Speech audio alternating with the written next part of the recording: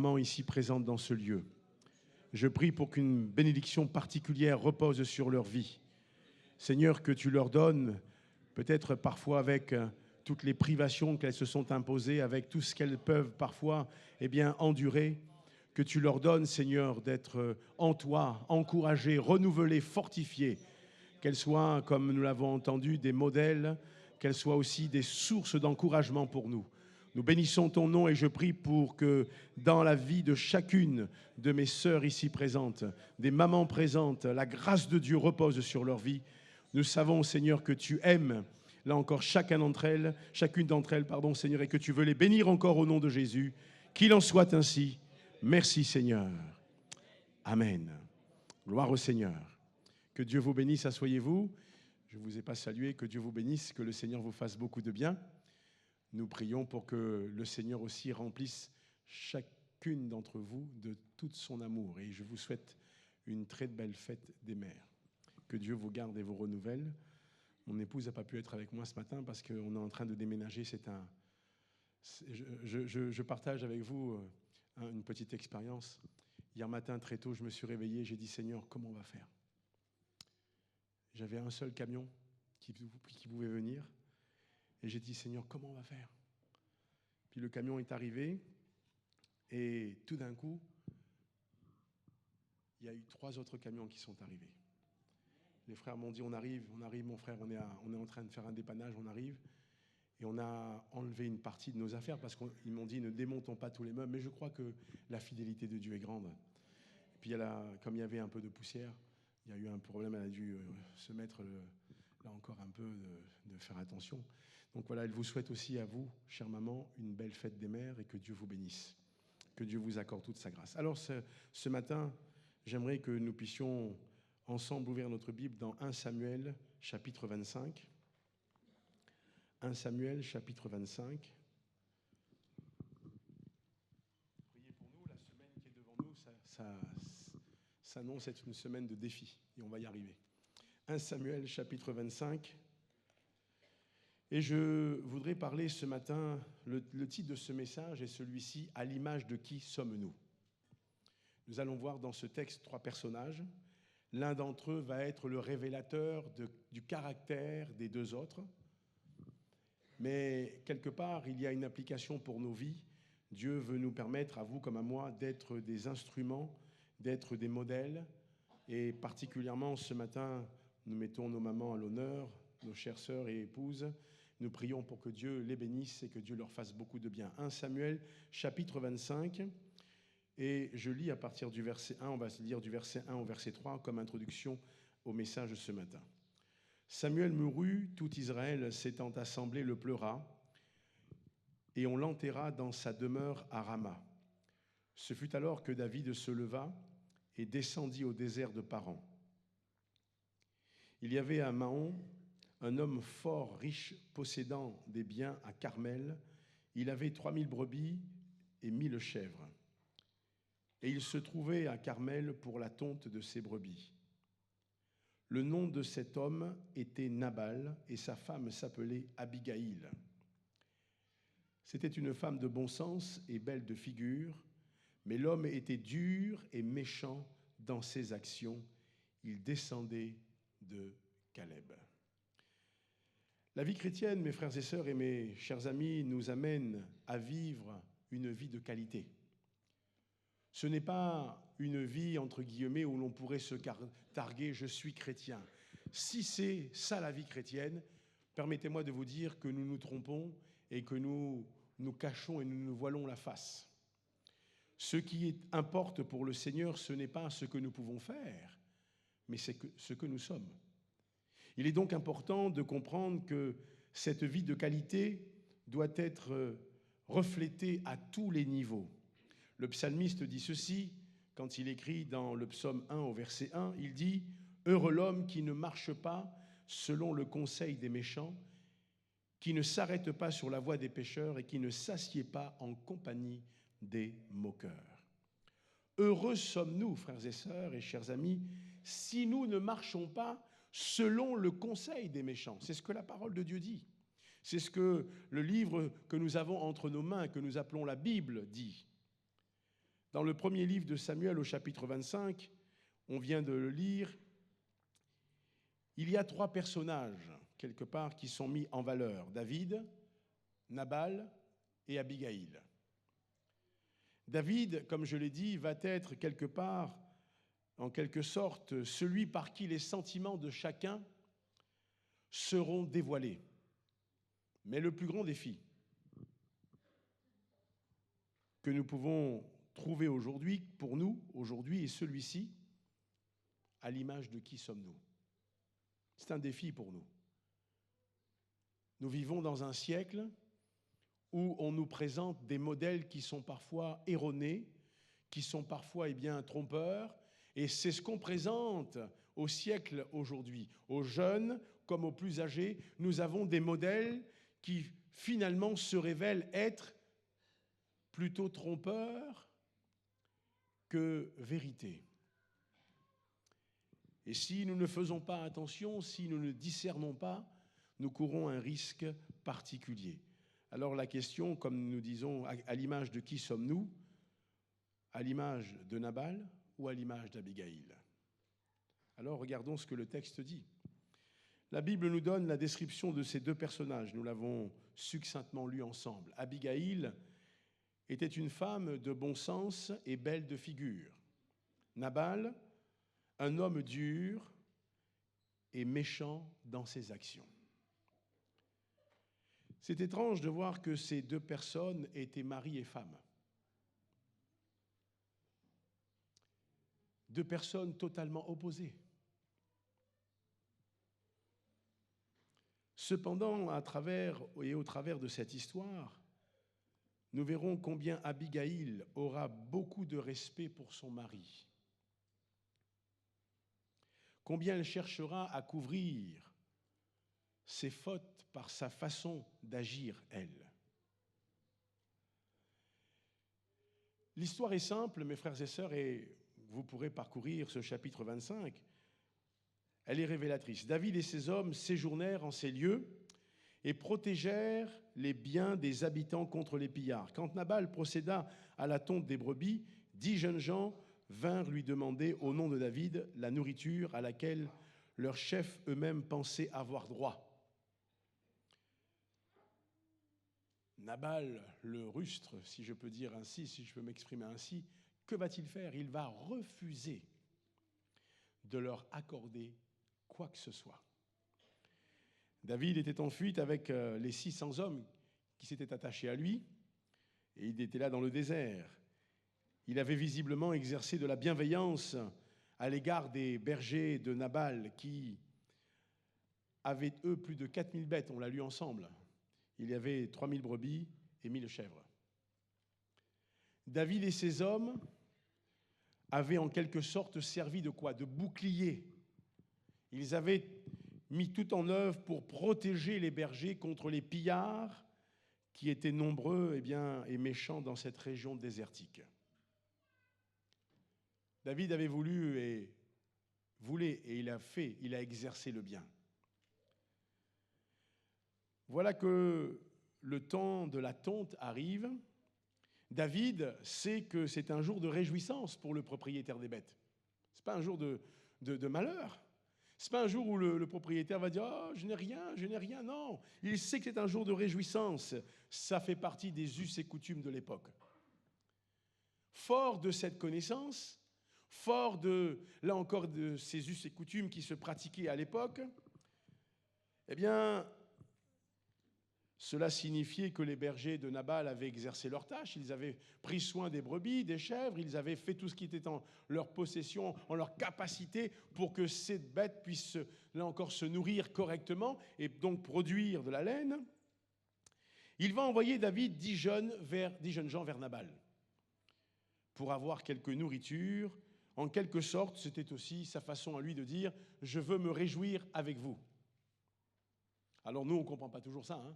parce qu'on n'a pas des brebis, on n'a pas là encore les chèvres, et on n'est pas dans le même contexte. On peut en avoir quelques-unes, mais là, dans les us et coutumes de l'époque, c'était vraiment quelque chose de très fort. Ils se réjouissaient entre eux, parce que cela signifiait que, là encore, eh bien, on avait bien pris soin des bêtes, et que maintenant, eh bien, il y allait avoir aussi un rapport, dans le sens où le propriétaire allait récolter aussi des sous, et ça amenait une certaine joie, une réjouissance, parce que ça signifiait qu'il y avait une richesse qui était là et il la partageait avec les autres.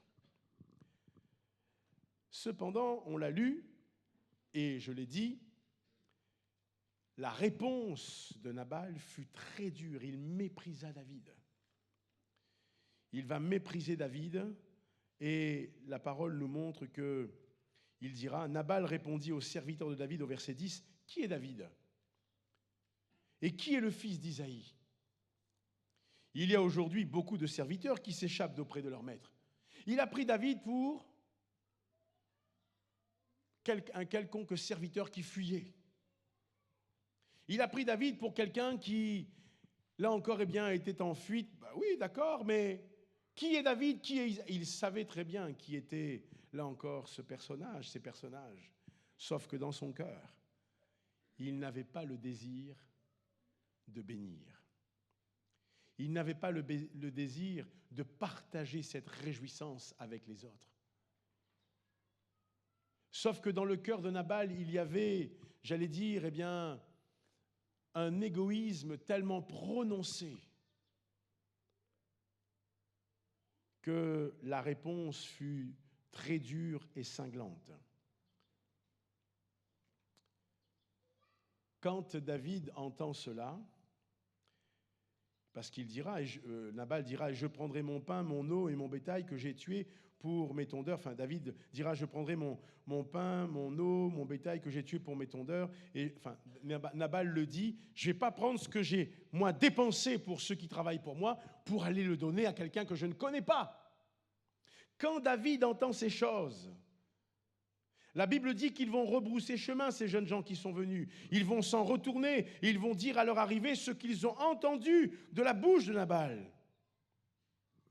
Alors David, écoutez la réponse. Alors David dit à ces gens que chacun de vous saigne son épée. Et ils saignirent chacun leur épée. David aussi saignit son épée. Et environ 400 hommes montèrent à sa suite. Et il en resta 200 près des bagages. Il avait résolu dans son cœur d'en finir avec qui ? Avec Nabal. Ah, il était décidé dans son cœur. David, là encore, voulait lui infliger une correction cinglante. La parole de Dieu dit au verset 21, après que tout cela soit passé, voyez-vous, il est dit, David avait dit, « C'est bien en vain que j'ai gardé tout ce que cet homme a dans le désert et que rien n'a été enlevé de tout ce qu'il possède. Il m'a rendu le mal pour le bien. » David va avoir une réaction qui est purement, à ce moment-là, charnelle. Il veut défendre les intérêts des hommes qui ont été avec lui. Certes, on ne lui a rien demandé, mais ça faisait partie des us et coutumes. Il a cherché à prendre soin de ce qui appartenait à quelqu'un dans ce pays pour les protéger. Non pas pour, entre guillemets, dire on va se servir, on prendra une chèvre ou une brebis. Non, lui, il voulait juste participer à la joie qu'avait le propriétaire et tous ses bergers de ce que ces animaux avaient été correctement nourris et que maintenant, à l'occasion de la tonte, c'était un temps de réjouissance. C'est tout ce que David voulait. Mais il a été méprisé. La Bible dit alors que l'un des serviteurs de Nabal va courir très vite pour informer Abigail de ce qui se passe, l'épouse de Nabal. Et la parole de Dieu dit ceci, Abigail, intelligente et avisée, se hâta de porter des vivres à David et réussit par de sages paroles à l'empêcher de se faire justice. En d'autres termes, quand elle entend ce qui se passe, Abigail ne dit pas, mais qui est ce David ? Quand même, on ne lui a rien demandé à celui-là. Qu'est-ce qu'il vient nous embêter ? Non, ce n'est pas ce qu'elle a dit. Elle savait très bien que la réponse de son mari avait été une réponse rude, une réponse qui était pleine de méchanceté, pleine là encore d'amertume, manquant de reconnaissance, parce que finalement, David, on ne lui avait rien demandé, mais il avait exercé quelque part de l'amour aussi pour ce que ces bergers faisaient. N'oubliez pas que David était un berger. Il savait ce que cela coûtait de garder des brebis. Il savait le prix qu'il fallait payer pour garder des brebis. Et il était prêt à défendre les brebis qui appartenaient à son père. Et là, quand il voit ces bergers qui sont là, quand il sait que dans la région, il y a des pillards, David dit à ses hommes, certainement, nous allons là encore faire en sorte que personne ne vienne. Ce qu'il a exercé comme métier est en train de lui servir parce que, quelque part, malgré qu'il est en fuite à cause, là encore, du roi qui le pourchasse, mais lui, il garde dans son cœur une attitude de berger. Il va prendre soin. Il va surveiller. Il va tenter de protéger. La Bible dit ceci. Lorsqu'Abigaïl aperçut David, dans 1 Samuel chapitre 25, versets 23 à 35, la Bible dit ceci, je le lis avec vous. Lorsqu'Abigaïl aperçut David, elle descendit rapidement de l'âne, tomba sur sa face en présence de David et se prosterna contre terre. Puis, se jetant à ses pieds, elle dit, « À moi la faute, mon Seigneur. Permets à ta servante de parler à tes oreilles et écoute les paroles de ta servante. Que mon Seigneur ne prenne pas garde à ce méchant homme, à Nabal, car il est comme son nom. Nabal est son nom et il y a chez lui de la folie. Et moi, ta servante, je n'ai pas vu les gens que mon Seigneur a envoyés. Maintenant, mon Seigneur, aussi vrai que l'Éternel est vivant et que ton âme est vivante, c'est l'Éternel qui t'a empêché de répandre le sang et qui a retenu ta main. Que tes ennemis, que ceux qui veulent du mal à mon Seigneur soient comme Nabal. Accepte ce présent que ta servante apporte à mon Seigneur et qu'il soit distribué aux gens qui marchent à la suite de mon Seigneur. Pardonne, je te prie, la faute de ta servante, car l'Éternel fera à mon Seigneur une maison stable. Pardonne, car mon Seigneur soutient les guerres de l'Éternel et la méchanceté ne se trouvera jamais en toi. S'il s'élève quelqu'un qui te poursuive et qui en veuille à ta vie, l'âme de mon Seigneur sera liée dans le faisceau des vivants auprès de l'Éternel ton Dieu, et il lancera du creux de la fronde de l'âme de tes ennemis. Lorsque l'Éternel aura fait à mon Seigneur tout le bien qu'il t'a annoncé et qu'il t'aura établi chef sur Israël, mon Seigneur n'aura ni remords ni souffrance de cœur pour avoir répandu le sang inutilement et pour s'être vengé lui-même. Et lorsque l'Éternel aura fait du bien à mon Seigneur, souviens-toi de ta servante. David dit à Abigaïl, béni soit l'Éternel, le Dieu d'Israël qui t'a envoyé aujourd'hui à ma rencontre. Béni soit ton bon sens, béni sois-tu, car toi qui m'as empêché en ce jour de répandre le sang et qui a retenu ma main, car l'Éternel, le Dieu d'Israël qui m'a empêché de te faire du mal est vivant. Si tu ne t'étais pas hâté de venir au-devant de moi, et il ne serait resté qui que ce soit à Nabal d'ici la lumière du matin.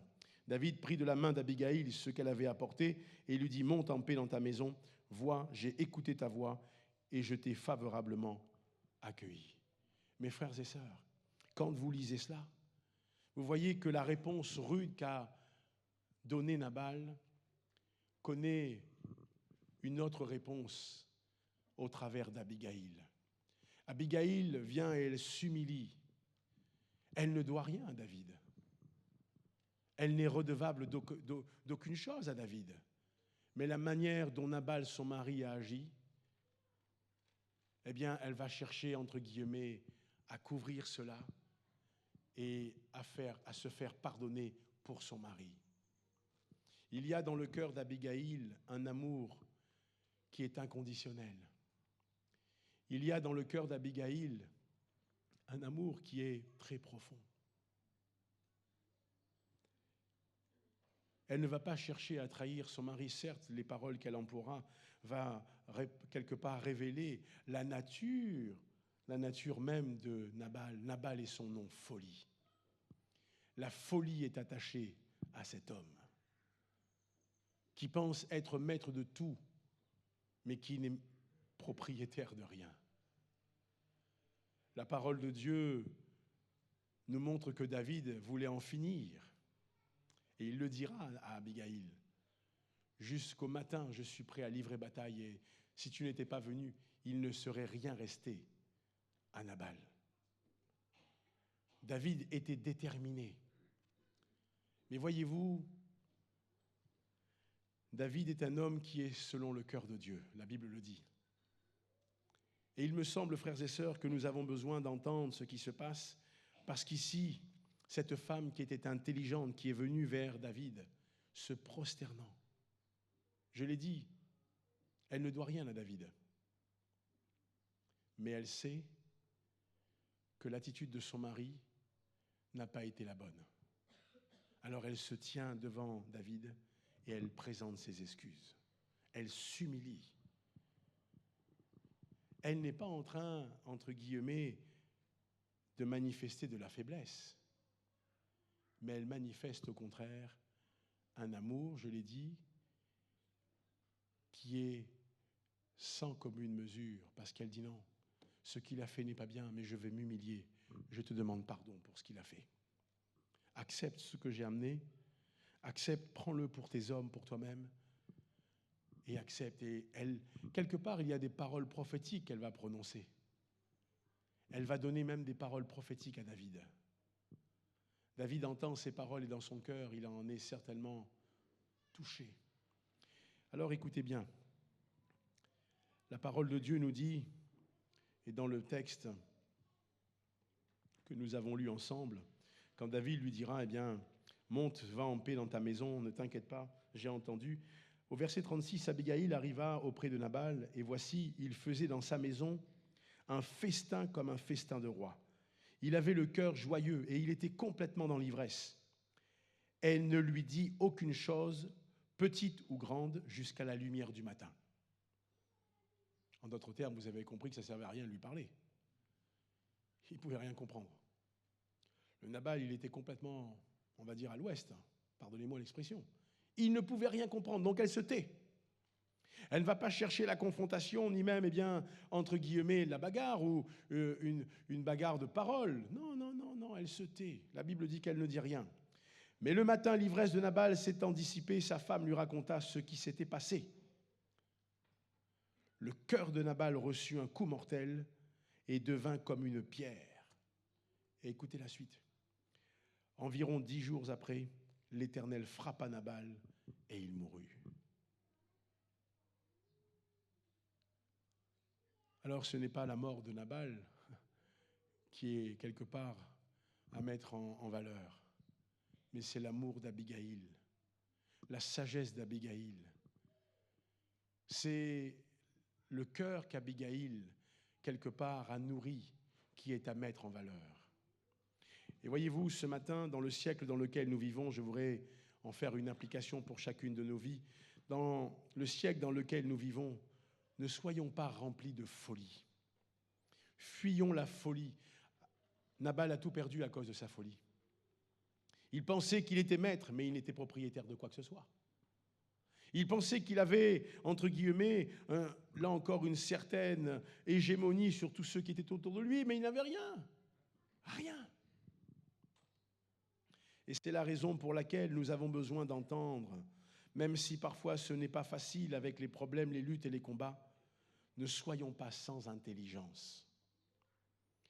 Ne courons pas le risque de compromettre nos vies comme Nabal l'a fait, avec cette compromission qu'il a mise en place lui-même quelque part. Qui est David? Qui est cet homme? Il y a beaucoup de serviteurs qui s'échappent de la maison de leur maître aujourd'hui.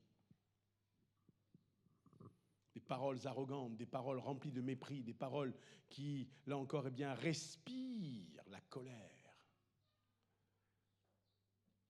David va manquer d'intelligence et surtout de sagesse. Mais heureusement qu'il a à ses côtés Abigaïl. Heureusement qu'il a à ses côtés Abigaïl. Et mes chers frères, nous devons eh bien, ce matin le reconnaître. Merci au Seigneur pour nos épouses. C'est vrai ou c'est pas vrai? Parfois, voyez-vous, l'appréciation que nous pouvons avoir, eh bien, elle est un peu tronquée. Mais quand votre épouse vous dit attention, hein, je te préviens, ça, je t'ai prévenu, eh bien, il vaut mieux écouter. Parce que parfois, le Seigneur se sert et bien souvent, il le fait. Abigaïl parle. Elle va même apporter quelque part des paroles prophétiques à David. Elle va rien dire à son mari, petite ou grande, la Bible dit qu'elle va fermer sa bouche. Mais le matin, quand il est capable maintenant de comprendre et d'entendre, Elle va lui dire tout ce qui s'est passé. Et la Bible dit qu'il va prendre un coup et son cœur va devenir comme une pierre. Et 10 jours après, il meurt.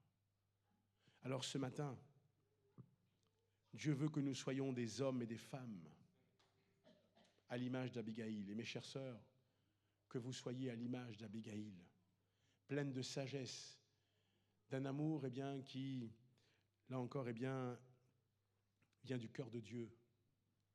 Ce n'est pas facile, je vois mon épouse, j'ai vu ma mère, mais je vois les combats parfois qu'on peut mener. Mais la grâce que Dieu fait à chacune d'entre vous d'être maman et d'être aussi des femmes pleines de sagesse, d'intelligence, de bon sens. Nourrissons cela. Permettons à l'Esprit de Dieu de nous utiliser. Simplement. Permettons à l'Esprit de Dieu de nous utiliser dans notre foyer, dans notre maison, dans nos familles, au sein parfois même de nos collègues, même dans nos affaires. Soyons des instruments, mes chères sœurs, mais aussi mes frères. Dieu nous parle par sa parole. Et Dieu veut nous encourager. Dieu veut nous permettre, non pas d'être comme des Nabal qui, là encore, sont chargés de folie et qui vont tout perdre. Gardons nos cœurs, gardons nos pensées, permettons encore à l'Esprit de Dieu de nous encourager. Nabal nous parle de qui, de quoi? Nabal nous parle de la colère. Nabal nous parle du mépris. Nabal nous parle de la méchanceté. Nabal nous parle de la haine. Nabal nous parle de la compromission. Nabal nous parle de l'égoïsme. Nabal nous parle de l'offense. Nabal nous parle de mensonge. Alors oui, si peut-être c'est ce que nous chérissons, nous faisons des choix. Mais qui serait aussi stupide de faire le choix de la colère, du mépris, de la méchanceté, de la haine, de la compromission, de l'égoïsme, de l'offense et du mensonge? Lorsque je connais Jésus, lorsque je marche avec Jésus, je ne peux pas me permettre de nourrir de tels sentiments dans mon cœur.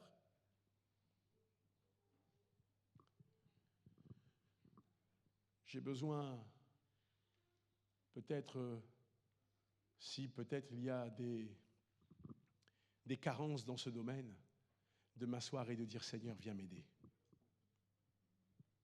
Seigneur, accorde-moi ta grâce. » Là où il y a eu peut-être de la colère, du mépris, de la méchanceté, de la haine, de la compromission, de l'égoïsme, de l'offense ou même du mensonge, viens m'aider, Seigneur. Alors il y a l'autre modèle, Abigaïl. Abigaïl nous parle d'amour. Abigaïl nous parle de bonté. Abigaïl nous parle de bon sens. Abigaïl nous parle de paix. Abigaïl nous parle du don de soi. Abigaïl nous parle de l'humilité. Et Abigaïl nous parle de vérité. Quand tu regardes à ces deux personnages, foncièrement opposés l'un à l'autre, l'un parle de colère, de mépris, de méchanceté, de haine, de compromission, d'égoïsme, d'offense et de mensonge, et l'autre te parle d'amour, de bonté, de bon sens, de paix, de don de soi, d'humilité et de vérité. Qui est à l'image de cela? Qui nous montre cette image? Eh bien, mes frères et sœurs, par excellence, c'est Jésus-Christ, notre Seigneur et notre Sauveur. Que dit la Bible? Tout disciple accompli sera comme son maître. Alors ce matin, il y a un défi pour nous.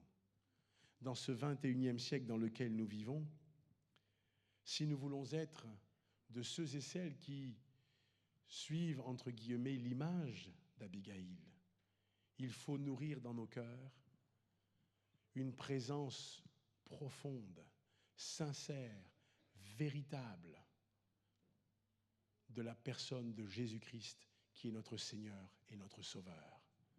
Si nous voulons être à l'image d'Abigaïl, qui est peut-être une faible représentation de qui Jésus est, quelque part, des sentiments qu'il manifeste, des sentiments qu'il est en mesure de distiller dans nos cœurs, parce qu'il est lui-même, quelque part, quand vous regardez, il est lui-même, là encore, l'auteur de l'amour, de la bonté, du bon sens, de la paix, du don de soi, de l'humilité, de la vérité. Et nous pourrions rajouter tellement de qualificatifs.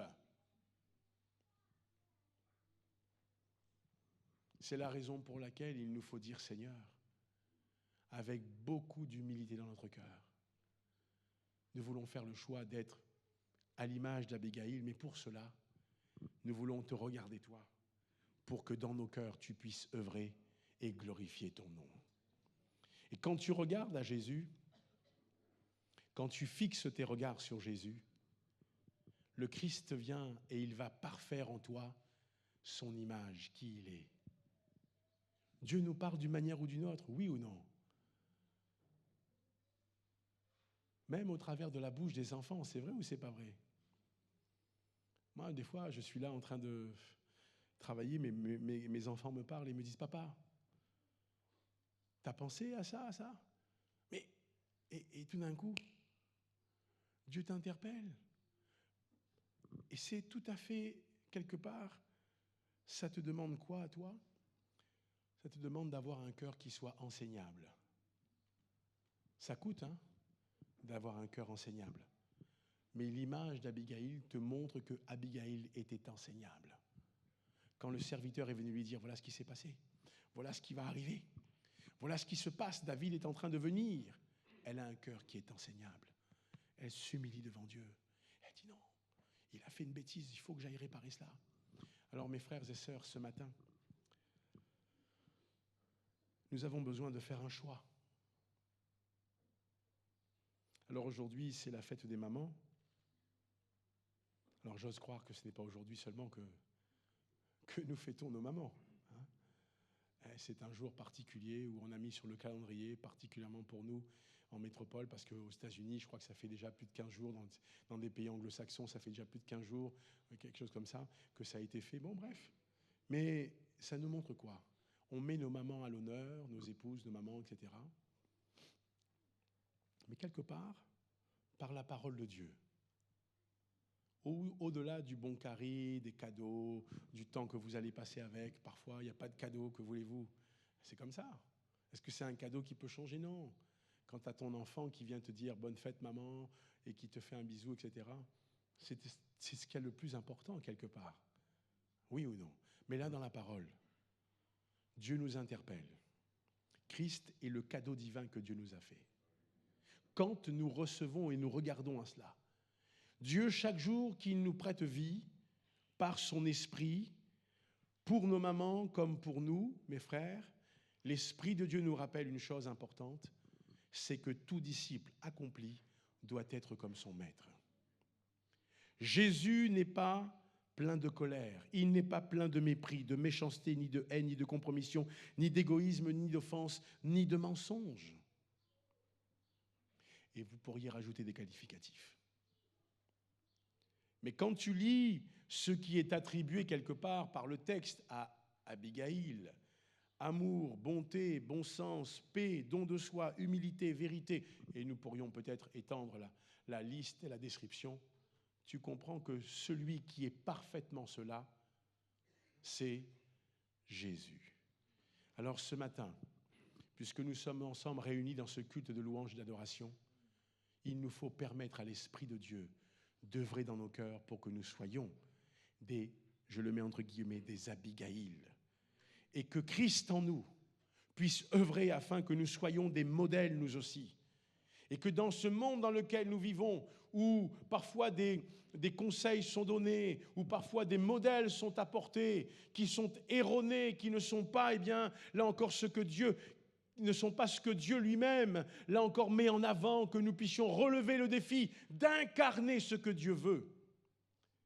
Et que Dieu nous utilise. Soyons des hommes et des femmes, et particulièrement, mes chères sœurs, nous prions pour que vous soyez toujours des modèles. Et si ce matin, quelqu'un se dit dans son cœur, Seigneur, il y a un petit problème dans l'image, il y a un petit problème dans la photo, entre guillemets, parce que j'ai laissé ça, venir ternir ce que tu veux que je sois. Qu'est-ce qu'on va faire? On va se lever, on va dire non, j'arrête, je suis comme ça, je ne vais pas changer. Non, on va humilier notre cœur devant Dieu. Et on va dire, Seigneur, fais grâce s'il te plaît. Fais-moi grâce et viens œuvrer dans mon cœur et dans ma vie pour que je sois, là encore, une servante, un serviteur pour la gloire de ton nom. Amen. Relevons le défi et que le Seigneur nous encourage. Notre Père et notre Dieu, nous bénissons ton nom ce matin. Merci pour ta parole. Merci pour la profondeur de l'enseignement de ta parole. Seigneur, nous prions ce matin par ton esprit que tu puisses nous accorder ce qu'il y a de meilleur. On a lu au travers de ces 3 personnages l'importance pour nous, Seigneur, de chercher à être comme Abigail. Viens déposer dans nos cœurs ce qui est nécessaire, que l'amour, la bonté, le bon sens, la paix, le don de soi, l'humilité, Seigneur, mais aussi la vérité, soit le sceau qui marque notre vie et qui nous permet, Seigneur, d'être et de chercher à être comme toi tu es. La Bible nous dit que tout disciple accompli sera comme son maître. Seigneur, en cette journée particulière, ce premier jour de la semaine que nous mettons à part, où nous nous réunissons, je prie pour que dans ta grâce, tu répandes encore dans nos cœurs l'odeur et le parfum de ta connaissance et que nous soyons des instruments utiles en ton nom. Notre Père et notre Dieu, nous te disons merci pour tout. Nous te rendons grâce et nous te bénissons pour ta fidélité. Que ton nom soit sanctifié, que ton règne vienne et que ta volonté soit faite. Nous te louons et nous te bénissons pour tout. Seigneur notre Père, nous te disons merci. Merci encore de continuer l'œuvre que tu as commencée et de nous permettre d'être des instruments entre tes mains.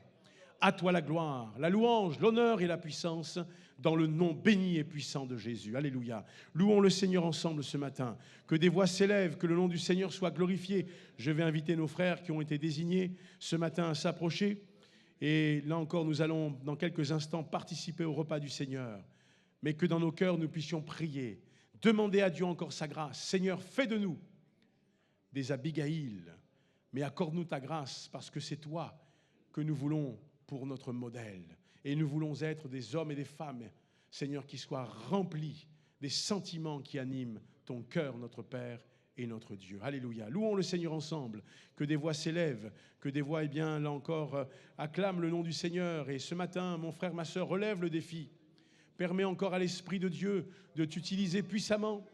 Et avec tous ceux qui sont baptisés par immersion, qui marchent en nouveauté de vie, nous allons nous mettre debout dans quelques instants. Nous participerons au repas du Seigneur. Mais nous voulons ensemble célébrer le nom de Jésus. Nous voulons ensemble adorer le nom de Jésus et relever là encore le défi et dire Seigneur, nous voici, nous sommes là pour toi, nous sommes là parce que nous t'aimons Seigneur et nous voulons être des instruments entre tes mains dans le nom de Jésus. Alléluia, bénissons-le de tout notre cœur. Alléluia.